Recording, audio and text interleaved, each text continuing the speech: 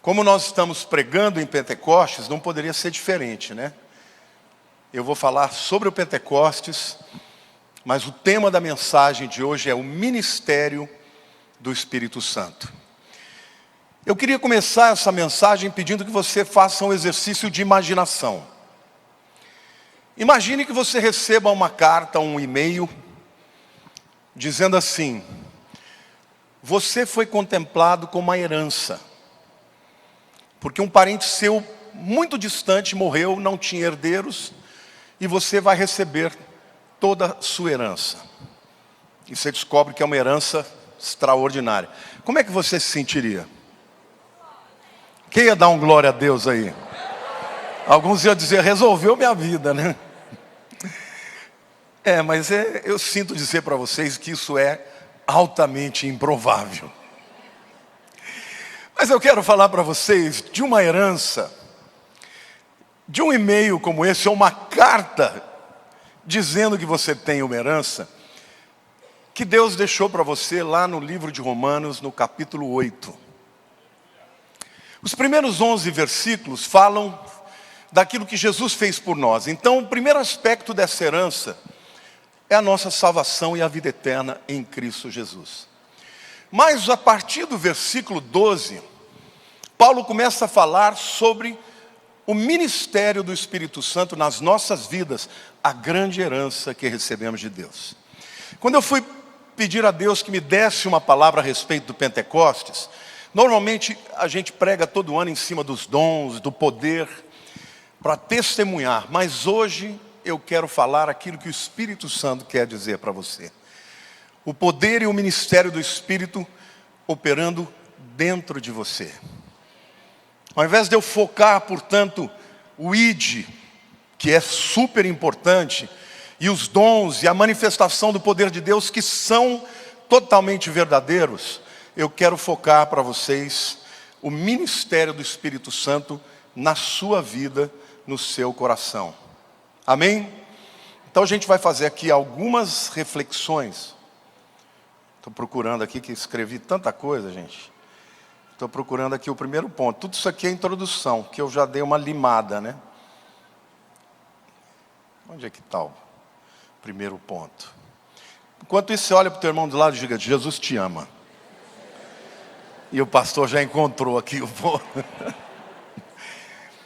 Normalmente eu dou uma pintada, né, nos textos para saber onde é que está o primeiro ponto. Hoje eu não fiz, então foi difícil achar, mas já está aqui. A primeira parte da herança que nós recebemos do Espírito é que o crente, ele tem responsabilidades para com o Espírito Santo. Essa é a primeira reflexão que eu quero fazer com vocês. Porque, gente, se você ganha muito dinheiro e você nunca se preparou para isso, a chance de você perder tudo que você ganhou é muito grande. Quantos de vocês conhecem pessoas que ganharam na loteria e depois de alguns anos torrarem tudo que não era necessário e ficaram pobres de novo? Sim ou não? Porque até para você administrar uma herança, você tem que ter conhecimento, experiência, saber onde investir, onde não investir. E eu quero dizer que o Espírito Santo é parte dessa herança. Mas nós temos uma responsabilidade para com Ele. Para que tudo aquilo que vem juntamente com a sua presença em nós, possa gerar na nossa vida avanço, crescimento e uma vida de plenitude. Os versículos 12 e 13 de Romanos diz o seguinte: assim, pois, irmãos, somos devedores, não a carne, como se tivesse constrangidos a viver segundo a carne. Porque se viverdes segundo a carne, caminhais para a morte. Se pelo Espírito Santo mortificardes os feitos do corpo, certamente vivereis. Trocando em miúdos, antes de um indivíduo se converter, ele não tinha nenhuma capacidade de não pecar. Romanos 3, 23 diz assim: todos pecaram e destituídos estão da glória de Deus. É inexorável, é inevitável pecar. Por quê? Por causa que nós nascemos com uma natureza pecaminosa. Mas quando o Espírito Santo vem habitar em nós, algo diferente acontece. Por quê? Porque ainda que nós ainda tenhamos a nossa natureza pecaminosa, agora nós temos a vida do Espírito Santo dentro de nós. E aí começa uma guerra que vai durar a vida inteira, mas uma guerra na qual nós podemos ser vencedores. Amém?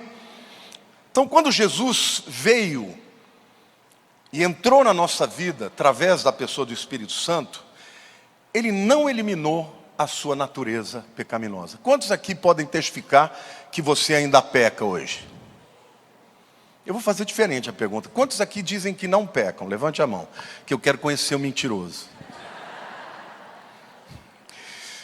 Porque às vezes não levanta todo mundo, né? Essa era uma pergunta retórica que todo mundo tinha que levantar. Então quem não levantou, eu troco a pergunta. Quantos aqui não pecam?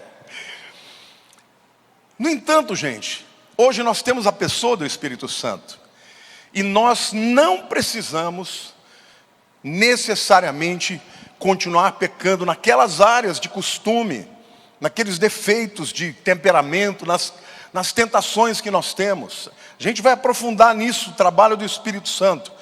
Romanos 8:10 diz: se porém Cristo está em vós, o corpo na realidade, na verdade, está morto por causa do pecado, mas o Espírito é vida por causa da justiça. É por isso que Paulo também, escrevendo aos Coríntios, no capítulo 5, versículo 17, ele diz: se alguém está em Cristo, é nova criatura, as coisas antigas já passaram, e eis que tudo se fez novo. Então a vida muda, porque agora Deus habita em nós. Você tem a natureza pecaminosa, mas você tem Deus, que é a própria vida, habitando dentro de você. Amém? Agora, o apóstolo Paulo, ele diz: nós não somos devedores para a carne, nós somos devedores ao Espírito de vida. Amém?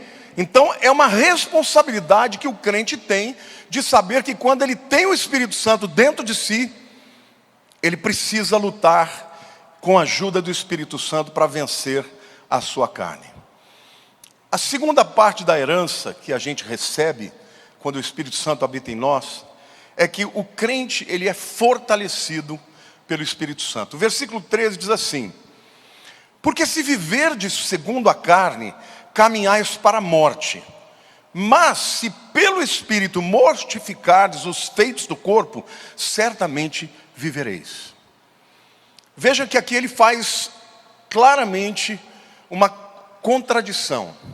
Se você continuar vivendo do mesmo jeito que você era, na carne, se entregando aos seus pecados, às suas paixões, ao seu temperamento. Eu, como um italiano, até hoje eu luto todo dia contra o meu temperamento. Vocês me veem aqui no púlpito, eu sou uma pessoa muito emotiva, eu amo Jesus, eu choro. Hoje eu chorei o culto inteiro aqui, só de pensar no Espírito Santo. Mas, gente, tem vezes que eu estou no trânsito, ou entro numa situação que eu tenho vontade de bater nas pessoas. Só que quando eu era jovem, eu me garantia, agora eu estou velho. Então eu olho para a pessoa que eu quero bater, eu falo: vou apanhar. Aí eu falo: tá bom, então não vou. Simples assim. Eu luto com essa coisa do temperamento. Mas como é que a gente faz assim? Claro que na maior parte das vezes eu ganho. Eu consigo olhar para mim e ver como o Espírito Santo trabalhou na minha vida, como eu sou mais manso hoje. Sou muito mais manso hoje. Mas ainda a carne está lá. De vez em quando ela lembra que ela está viva. Então, eu quero dizer para vocês que aqui o texto ele diz que é uma contradição, claro. Se você viver segundo a carne, você vai caminhar para a morte. Porque o pecado gera morte. Morte física, morte espiritual, morte do seu casamento, morte dos relacionamentos. Não é assim. Você casa com uma pessoa que você jura amar para sempre. Se você começa a entrar nos problemas de relacionamento, principalmente no início do casamento, que é natural, aquele tempo de adaptação, você pode alimentar sua carne, ferir outra pessoa e não pedir perdão, e o casamento vai acabar rapidinho. Primeiro acaba o amor, depois acaba o casamento. Ou você pode confessar o seu pecado, pedir perdão de verdade e mudar de vida. Amém ou não? Eu me lembro que quando eu casei com a Lilian, eu fui estudar na Palavra da Vida, e na capa da revista da Palavra da Vida, tinha a Lília de noiva, eu com uma luva de boxe, com o terno do casamento, e ela com aquele pau de amassar macarrão. Como é que chama aquilo? Rolo de macarrão, atrás. Gente, aquilo era uma profecia. Porque o primeiro ano de casamento era assim, não era entre tapas e beijos, porque eu nunca toquei nela, mas era briga todo dia. Mas por nada. Sabe essa coisa de brigar para ver quem manda em quem? Passou o primeiro ano, gente. Eu adorava a Lília, eu não dormia uma noite sem consertar com ela se tivesse brigado. A gente era apaixonado, mas era difícil. Um dia eu falei para Deus, Deus vai ser assim a vida inteira? No segundo ano a gente foi fazer uma matéria chamada Vida de Cristo. E a Lília mudou. Parou de me provocar, porque aquela cara de santidade, ela é uma santa, mas a bichinha tem temperamento. Eu brinco, você quer, quando eu vou fazer casamento, eu falo para os rapazes, você quer mandar ou quer ser feliz? Eu já deixo ela decidir tudo. Aí quem me conhece fala, fala isso, vai contando que a gente acredita. Na verdade, quando você ama e deixa o Espírito agir, Deus transforma. Um dia eu chamei a Lília e falei, o que está acontecendo? Ela falou, por quê? Eu falei, você parou de brigar comigo, parou de me provocar? Eu estava achando que era uma pegadinha. Alguma coisa tem. Ela falou, nós estamos fazendo uma matéria dizendo que alguém tem que dar o primeiro passo. E eu resolvi dar. Irmãos, eu falo para vocês diante de Deus, nós nunca mais brigamos. De vez em quando, né, um está irritado, fala uma coisinha, mas na hora já pede perdão, já transforma. E hoje ela é a minha melhor amiga, é o amor da minha vida, é a pessoa mais importante da minha vida. Mas o Espírito Santo mudou a nossa vida. Porque eu sou assim, como eu tenho 2 netos. E os 2 pegaram, né, aquele gênio italiano também. Os 2, gênio forte, cada um do seu jeito. E eu percebi o seguinte, para ganhar o Enzo, que ele está naquela idade de argumentar tudo, é tocando no coração. Quando eu toco no coraçãozinho dele, às vezes o pai e a mãe têm aquela tarefa, né, de ter que todo dia corrigir, todo dia. E às vezes entra o vô, que é aquele que só fala pode. De vez em quando eu pego o Enzo, vou almoçar com ele e converso e mostro como os pais dele são maravilhosos, como é importante ele obedecer. E eu vejo o coraçãozinho dele amolecendo. Deus sempre me tratou assim. E eu quero te dizer, querido, que o Espírito Santo está em você para te transformar. Porque essa é parte da herança. Mas se você continuar andando segundo a carne, o que vai gerar é morte na sua vida, nos seus relacionamentos. Mas se você se entregar para Deus e deixar o Espírito Santo agir, mortificando os feitos do corpo, certamente vivereis. Gálatas 5:24 diz, os que são de Cristo Jesus crucificaram a carne com as suas paixões e concupiscência.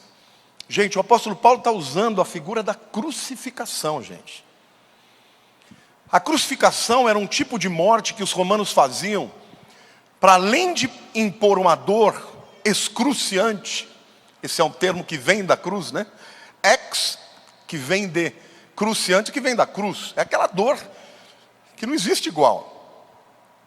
E era também uma crucificação para ser uma vergonha pública. Geralmente era somente para os criminosos políticos. Mas a crucificação tem algumas características que vale a pena a gente colocar aqui para esse texto de Gálatas. A crucificação, em primeiro lugar, é pessoal. O indivíduo estava sozinho na cruz. E eu quero dizer que mortificar a carne, usando a figura da crucificação, você faz sozinho. Ninguém pode fazer por você. Não é um problema corporativo. Não é algo que você faz com a sua família. Não é algo que você faz se a sua esposa fizer. Ah, se ela fizer isso, eu vou fazer também. Se ela pedir perdão, eu peço também. Não funciona assim. Quem quer mortificar a carne, crucificando a carne, como diz Paulo, tem que entender que isso é um problema teu a despeito do outro. Amém ou não? A crucificação é dolorosa também. E eu quero dizer que não é fácil crucificar a carne. A carne grita, a carne quer te dominar. Às vezes você ganha, às vezes você perde. E você tem que a cada dia ir mortificando, tomando a decisão de saber que aquilo que você tem que fazer morrer vai doer. Mas Paulo está dizendo, não importa o quanto doa, faça. Vai valer a pena. Porque quando você vence aquele temperamento, aquele defeito, quando você vence aquela tentação, Deus vai te dar alegria. Deus vai te dar comunhão e você vai se sentir empoderado pelo Espírito Santo. Amém, irmãos?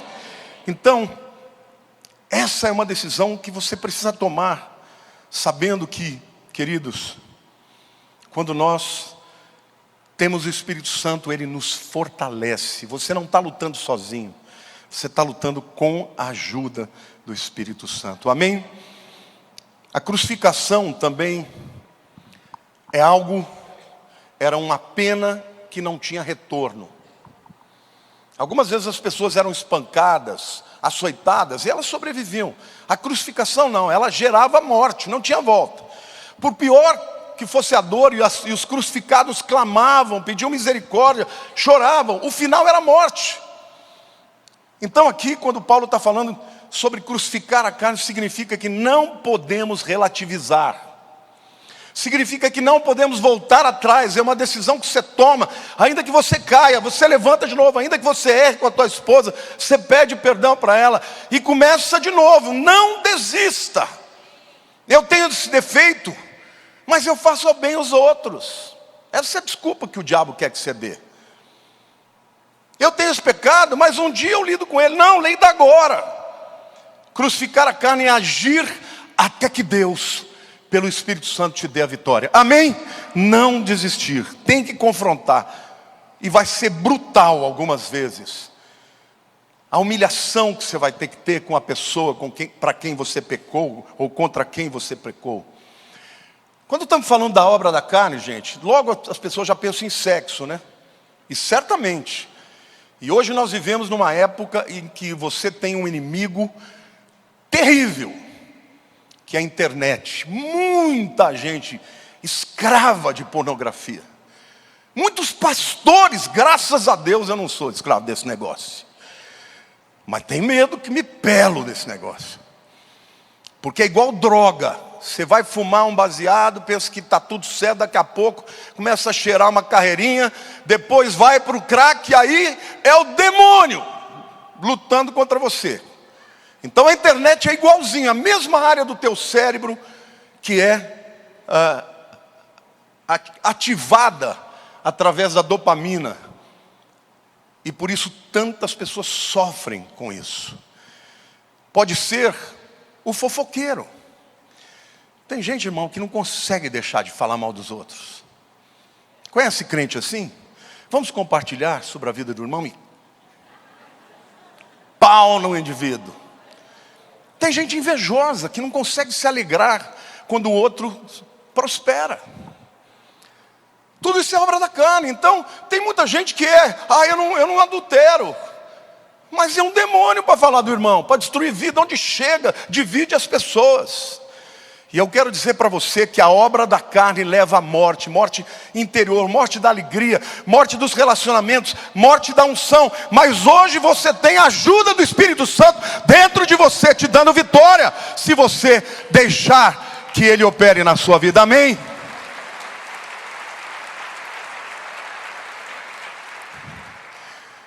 O terceiro aspecto dessa herança é que o crente é guiado pelo Espírito Santo. O Espírito Santo, um dos seus ministérios é guiar o crente. Romanos 8,14 diz assim: pois todos os que são guiados pelo Espírito Santo de Deus são filhos de Deus. Guiar não significa coagir, não significa pegar o indivíduo e levar na força. Guiar significa conduzir, dirigir, mostrar a direção, andar junto. É isso que o Espírito Santo faz na nossa vida. E o Espírito Santo, ele nos guia em primeiro lugar para a santidade. Ninguém melhor do que o Espírito Santo sabe como te deixar mais desconfortável quando você peca. Sim ou não? Vou dar uma dica para você. Como é que, pastor, eu sei quando a voz é do Espírito e quando a voz é do inimigo? O inimigo sempre vai ser com acusação. Seu pecador, você está indo para o inferno. Sabe qual é a resposta a pergunta que eu mais respondo na internet? Pastor, como é que eu vou saber se eu não perdi minha salvação? É o acusador falando todo dia para o camarada. Ah, você pecou, perdeu a salvação. Essa é a voz do diabo. A voz do Espírito é: filho, você está pecando. Não é da minha vontade. Mas sempre aquela voz de: vem para mim, eu te amo. Eu vou te ajudar. Eu vou te dar vitória. A voz do Espírito é doce. A tristeza de Deus é que nos conduz ao arrependimento. Mas sempre será a voz do Pai que ama. Eu amo tanto a minha filha, meus netinhos, meu genro, que às vezes eu olho para eles e eu quero dar tudo para eles. Às vezes eu olho para meus netos e tenho vontade de chorar. De tanto que eu amo. Sabe, aquele amor assim. E às vezes o Espírito Santo fala assim: se você, que é um homem falho, ama assim, que dirá o Pai do céu. Então é maravilhoso ser amado e ser guiado pelo Espírito Santo. Porque a voz dele é uma voz mansa. Mas como é que ele nos guia? Ele nos guia quando nós lemos a palavra. Ele nos guia no tempo de oração. Ele nos guia através dos conselhos de homens e mulheres de Deus. Ele nos guia através de mentores. Ele nos guia quando ouvimos uma pregação. Eu sei que Ele está falando com você agora. Ele nos guia sussurrando ao nosso espírito. Ele nos guia aguçando a nossa consciência e nos mostrando quando nós estamos pecando. Ele nos guia encorajando ou reprovando. Ele nos guia.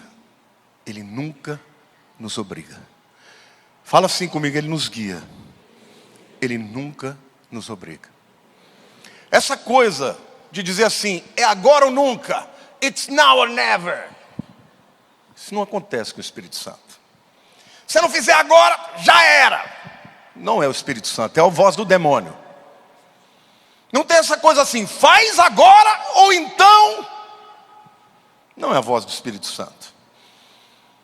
Na minha vida, todos os dias Ele fala comigo com uma voz mansa, suave e doce do Pai. Por isso que eu me entreguei para Ele e continuo me entregando todos os dias. É a coisa mais maravilhosa você se sentir amado pelo Espírito, a tal ponto de saber que, por pior que você esteja, lá no fundo do poço, Ele é mais poderoso do que o diabo que te tenta para ir te buscar lá no fundo e te trazer para o lugar onde Ele preparou para você. Amém? Então não ouça a voz do Satanás, do acusador dos nossos irmãos, porque o Espírito Santo habita em nós e Ele nos ajuda. Ele é um guia gentil do crente. Eu quero dizer para você também, meu querido, que o Espírito Santo faz com que o crente seja liberto. Ou seja, o Espírito Santo é aquele que liberta o crente. E Romanos 8,15 diz assim: porque não recebestes o espírito de escravidão, para viverdes outra vez atemorizados. Gente, presta atenção, vocês que me perguntam, tem tanto medo de morrer para o inferno. O que eu faço? Eu adoro essa pergunta, porque a primeira coisa que eu falo, primeiro você tem que entregar a vida para Jesus. Sem Jesus, ninguém vai para o céu, ninguém vai estar com Deus. Então é uma oportunidade que eu tenho já de pregar para os que não são crentes. Mas para os que são crentes eu digo, gente, Deus não quer que você se perca. O pecado é uma droga, o pecado é um demônio. Ele tira a alegria, tira a paz, tira a unção, tira o poder, mas não tira a vida eterna. Mas o versículo 15 diz: porque não recebeste o espírito de escravidão, para viverdes outra vez atemorizado, não tem que ter medo, mas recebeste o espírito de adoção, baseados no qual clamamos, Abba, Pai. A Bíblia diz: Ele vos libertou, Jesus, né? Vos libertou do império das trevas, onde havia escravidão, e vos transportou para o reino do Filho do seu amor. No reino de Deus a liberdade, no reino de Deus a filiação. Então quando o Espírito Santo passa a habitar em você, você é liberto das garras de Satanás. Agora, fomos trazidos para a família de Deus por adoção. E no grego a palavra adoção é huiotesia, que significa literalmente que o filho adotado, ele tem todos os direitos que o filho de sangue. Isso significa que o Filho de Deus, que é Jesus, nós temos todos os direitos por sermos adotados, amém? Isso significa ser colocado na posição de filho. E o filho é livre. No império das trevas você era escravo, mas no reino do Filho do seu amor, você é livre. Você não tinha o direito de estar na família de Deus, mas hoje em Jesus nós nos tornamos filhos. Quando somos adotados, a Bíblia diz que nós podemos chamar a Deus de Abba. A palavra para pai no hebraico é Av, Avraham, pai de muitos povos. É assim. Agora, tem uma outra palavra que é Abba. Abba é papai, paizinho, daddy. Mas também era usado para falar do vovô. Viu, Ítalo? É o Abba. Se o Henrico fosse um judeuzinho, ele ia chamar você de Abba. Porque também chama o vovô de Abba. Agora detalhe, o povo de Israel nunca chamava Deus de Abba. Deus era um Deus todo poderoso, estava longe. Aí veio Jesus e nos ensinou a falar com Deus como Abba, papai. Pode aplaudir o Senhor.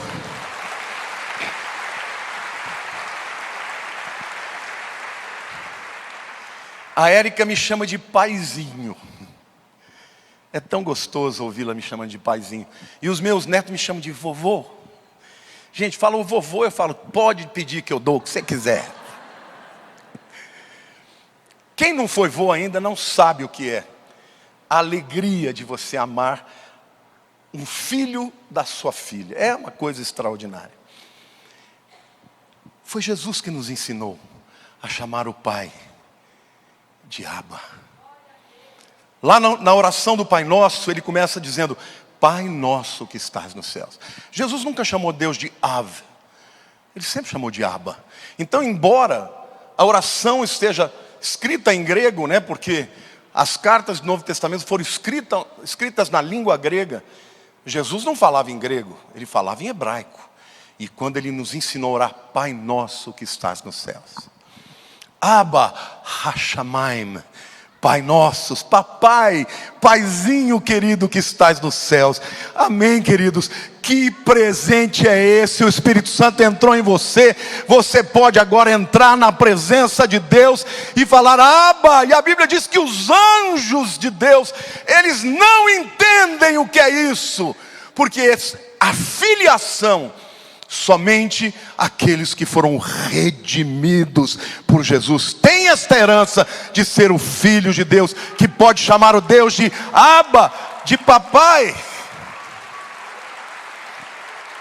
Nenhum homem do Espírito Santo chamou Deus de Abba, nem Davi, nem Elias, nem Moisés. Mas vem Jesus e nos ensina. E depois vem o Espírito Santo e nos induz e fala: pode me chamar de Abba, porque eu sou o papai mesmo. Amém, queridos? O quinto aspecto da herança, que vem com o ministério do Espírito Santo, é que o crente recebe segurança pelo Espírito Santo. Um dos maiores problemas da humanidade também é a insegurança. Insegurança de amor, insegurança do futuro. Durante muitos anos da minha vida, eu olhava para Deus como... Eu amava a Deus, eu amava estudar a palavra de Deus. Eu cria em tudo que estava na palavra, mas quando eu ia orar, eu só gostava de orar para Jesus. Que eu pensava, Ele me entende. E Deus era aquele Pai severo que estava lá em cima. Muitas vezes eu tive insegurança do futuro, da minha vida. Se quando eu não tivesse mais forças para trabalhar, para pregar, quem que ia cuidar de mim? Eu via história de pastores que a igreja usava o camarada, quando ele ficava enfermo, eles metiam um chute e deixavam o cara na rua da amargura. E eu tinha muitas vezes esse tipo de sentimento. Até que, quando morre a minha mãe, foi o período mais difícil da minha vida. Deus tratou de uma forma maravilhosa na minha vida, colocando pessoas que cuidaram de mim, que não me olharam como um pastor que estava vivendo um momento ruim, mas cuidaram de mim, me amaram como pai, como mãe. E naquele momento eu comecei a desenvolver um relacionamento de segurança com Deus. Gente, hoje eu tenho tanta certeza de que Deus cuida de mim. E eu queria que você soubesse que o Espírito Santo quer que você tenha essa certeza. E Romanos 8,16 diz assim: o próprio Espírito testifica com o nosso Espírito que somos filhos de Deus. Essa palavra testifica, a palavra testemunhar ou testificar, ela tem duas formas. Ela tem a forma martirel, que significa mártir.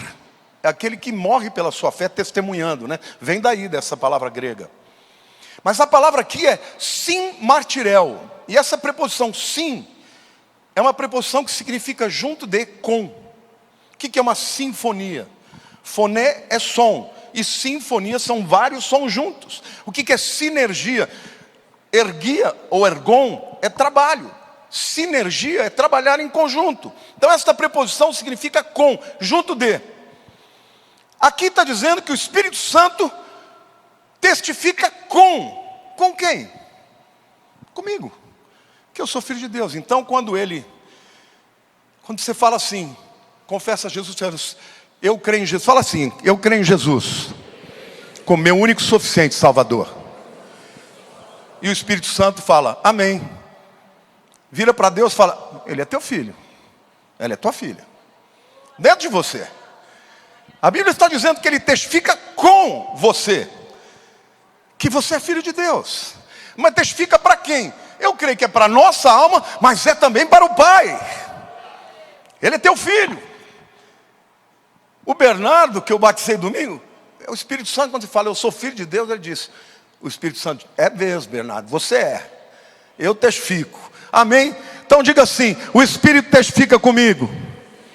E com Deus, que eu sou filho de Deus. Então quando o diabo vier dizer, ô seu pecador, ô seu Zé Ninguém, diga, eu sou filho de Deus. Amém ou não? Você pode aplaudir o Senhor?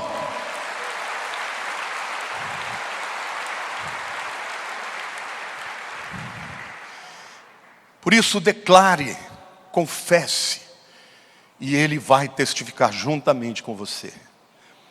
Em sexto lugar, o crente é recompensado pelo Espírito Santo que habita nele. O versículo 17 diz, ora, se somos filhos de Deus, se somos filhos, somos também herdeiros, herdeiros de Deus e co-herdeiros com Cristo. Se com Ele sofremos, também com Ele seremos glorificados. Eu vou explicar para vocês a diferença entre herdeiro e co-herdeiro. Isso também é um termo grego altamente teológico e importante para você saber. Herdeiro é mais ou menos o seguinte, vamos supor que um pai tem uma fazenda, ele tem 5 filhos. Então quando ele morre, ele divide a fazenda pelos 5 filhos, 20% para cada um. Sim ou não? Esse é o conceito de herança. Mas co-herdeiro é diferente. Co-herdeiro significa que os 5 filhos têm direito ao todo. É como se ele passasse a empresa, passasse a fazenda e dissesse assim, olha, vocês são donos de tudo, vocês não vão dividir a terra, vocês vão possuir a terra toda. Os 5. Sabe o que a Bíblia está dizendo? Que tudo que Jesus recebeu você tem direito. Não é uma porção da herança, é toda a herança. Então tudo que Cristo tem de Deus, toda a autoridade me foi dada nos céus e na terra. Por isso, ide por todo mundo e pregai o evangelho a toda criatura, batizando-os no nome do Pai, do Filho e do Espírito Santo. Tudo que Cristo tem, eu tenho direito, porque eu sou co-herdeiro com Ele. Amém, irmãos? Glória a Deus, aplauda ao Senhor, diga eu creio.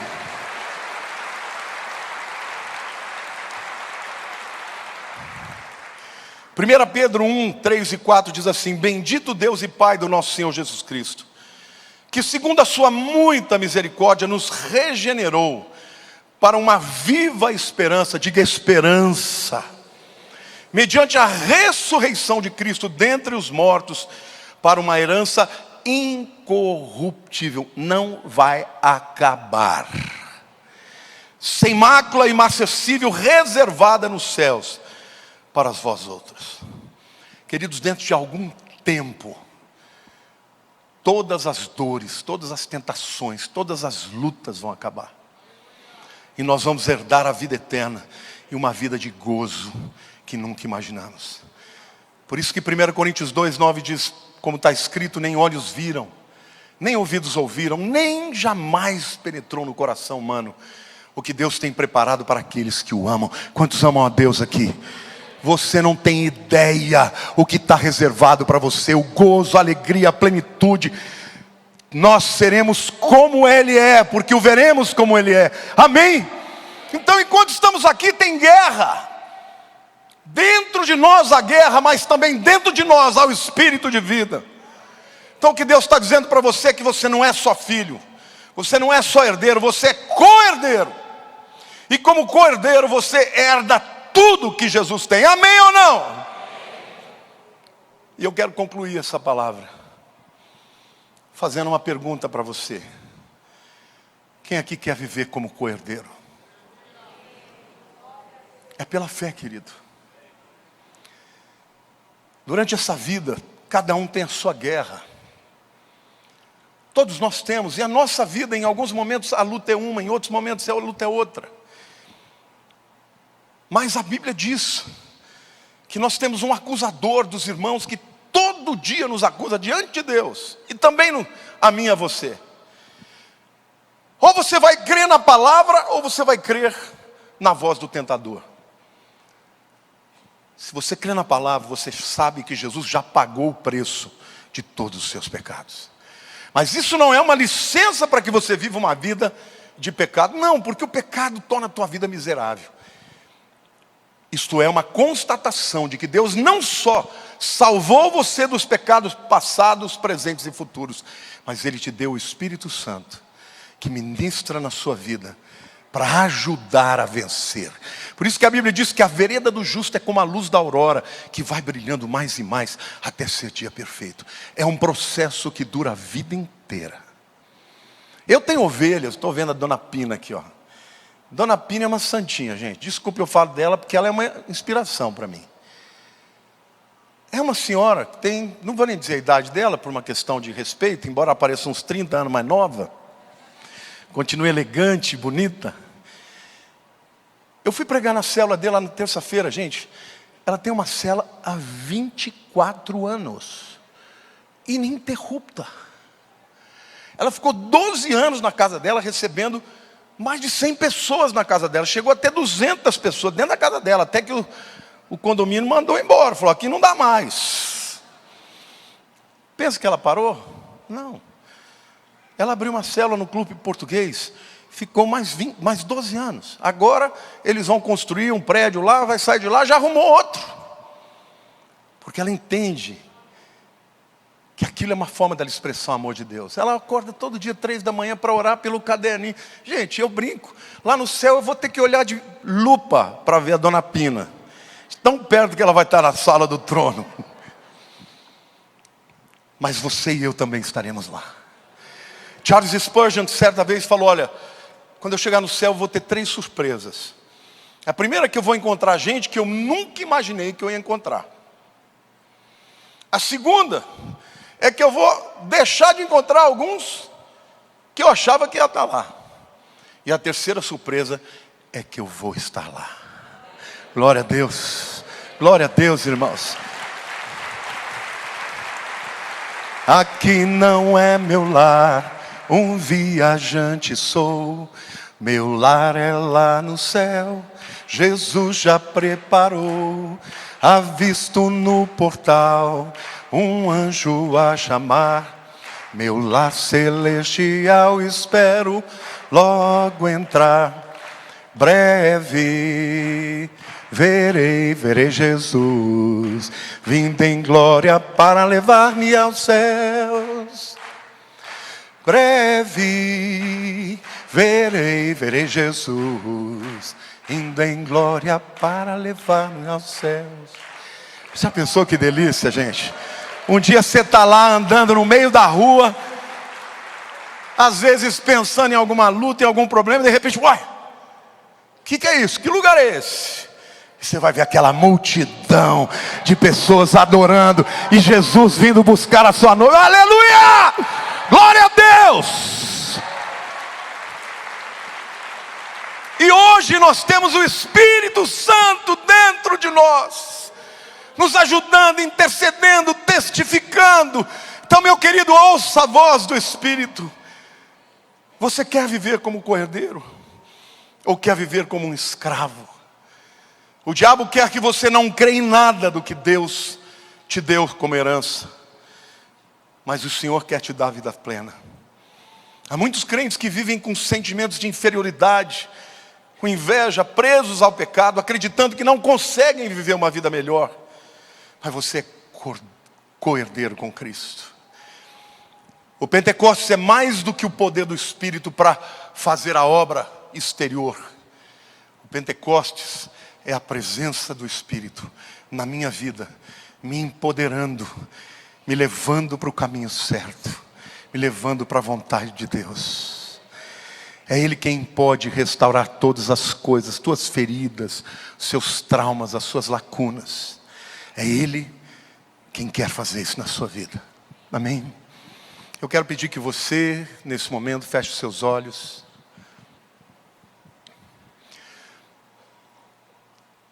Se você ainda não entregou verdadeiramente a vida para Jesus, você ainda não tem o Espírito Santo.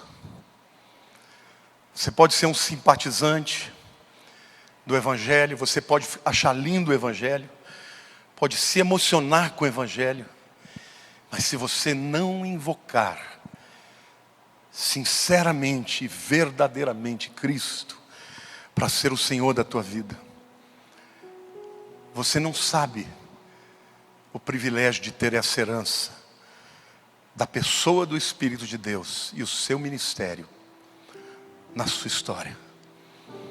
Se você, meu querido, hoje quer entregar a vida para Jesus, porque a primeira parte dessa herança é a vida eterna, que Cristo concedeu com a sua morte e com a sua ressurreição. Se você está aí me vendo pela internet, eu quero pedir que você coloque o teu celular no QR Code para que a gente possa saber e orar pela sua vida. Mas você vai orar comigo confessando a Jesus como Senhor e Salvador da tua vida. Mas eu quero falar com as pessoas que estão aqui também hoje. Essa é uma decisão que você não pode ter dúvida se tem ou não. Então, se você hoje tem dúvida, você vai fazer de novo esta oração e vai confessar, como a Bíblia diz, crer no coração e confessar com a boca que Jesus Cristo é o Senhor. Se você hoje quer se render a Cristo e dizer: eu quero essa herança na minha vida, eu quero o Espírito Santo habitando em mim, eu quero não só a vida eterna, mas eu quero tudo aquilo que Jesus tem para mim, porque eu quero ser co-herdeiro com Ele. Eu vou orar por você onde você estiver. Levante a sua mão e eu quero orar pela sua vida. Graças a Deus. Fique com a mão levantada, por favor, onde vocês estão. Graças a Deus, graças a Deus, graças a Deus, graças a Deus. Eu vou pedir para você que está fazendo essa oração de confissão, vir aqui na frente. E nós vamos orar juntos. Isso vai ser um marco definitivo na tua vida, para você nunca mais ter dúvidas sobre isso. Pode vir aqui, por favor. Os diáconos ajudem essas pessoas a virem. Não fique envergonhado. Esse é um momento muito especial para a sua história. É para marcar perante o Senhor. Aplauda o Senhor. A Bíblia diz que hoje está havendo um novo nascimento nesse lugar. Pode vir até aqui à frente. Nós vamos orar juntos perante o Senhor. Aleluia, Deus é bom, Deus abençoe, meus queridos. Pode vir, não perca o seu tempo, venha mesmo, venha, porque essa decisão, ela é fundamental na sua vida, ela vai mudar a sua história. O Espírito Santo é aquele que vai te empoderar, é aquele que vai te ajudar a vencer as suas áreas de tentação. Glória a Deus, aplauda o Senhor. A Bíblia diz que há festa no céu quando uma vida se converte. Por favor, vamos ficando assim mais, tem bastante gente aqui. Diga assim: Senhor Jesus, eu quero me entregar a Ti como meu Senhor e o meu Salvador. Eu reconheço que sou pecador, mas eu creio que não é pelos meus méritos, mas pelos méritos de Cristo que eu vou ser salvo.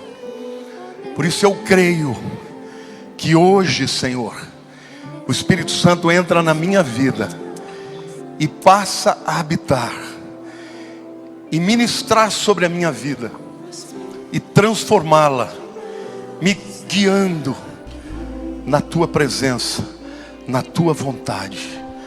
Eu te recebo, Senhor Jesus, como meu Senhor e meu Salvador. Perdoa os nossos pecados, os meus pecados, em nome de Jesus. Aleluia. Deixa eu dizer algo para vocês. É assim que funciona. Eu me lembro o dia que eu fiz a minha entrega e Ele entrou na minha vida, e até hoje Ele vai me mudando. Ainda tem muito para vencer, mas Ele está me conduzindo no caminho certo. Nunca mais vocês vão sair do caminho sem que Ele traga de volta. Vocês não vão deixar de pecar totalmente, mas vocês, quando pecarem, Ele vai dizer: filho, como é que você chama, jovem? Douglas, vem cá, não é por aí, volta para cá. Mas Ele vai falar de um jeito tão doce, você vai falar: sim, Senhor, eu volto. Ele faz comigo até hoje isso. Ele vai fazer isso na sua vida. Ele não vai perder você para o diabo. O diabo vai sempre querer te levar de volta para longe de Deus, mas o Espírito está dentro de você. O diabo está fora e Ele está dentro. E Ele vai dizer: vamos que eu vou te levar. Levanta, confessa o pecado, eu vou te ajudar. Ai Deus, mas eu caí de novo. Não tem problema, mas Jesus já pagou o preço. Eu estou querendo que você confesse aqui para viver uma vida plena, para ter um testemunho mais poderoso. E eu profetizo na vida de vocês que Deus vai fazer uma obra extraordinária e vai completá-la até o dia de Cristo. Aleluia, igreja.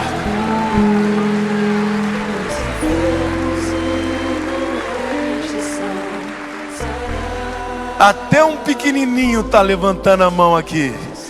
Como é que chama essa lindeza?